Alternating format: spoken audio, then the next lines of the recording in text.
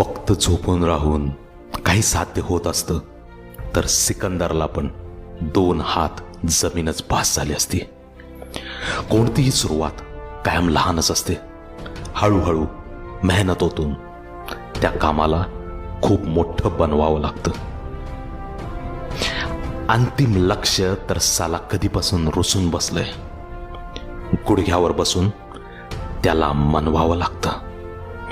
बाकी लोक तुमच्या स्वप्नांना हसू देत किंवा चेष्टा करू देत. आपल्याला स्वतःच त्या स्वप्नाला साध्य करायसाठी मेहनत घ्यावी लागते.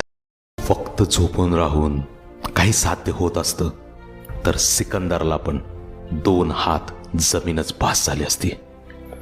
कोणतीही सुरुवात कायम लहानच असते. हळूहळू मेहनतोतून त्या कामाला खूप मोठं बनवावं लागतं.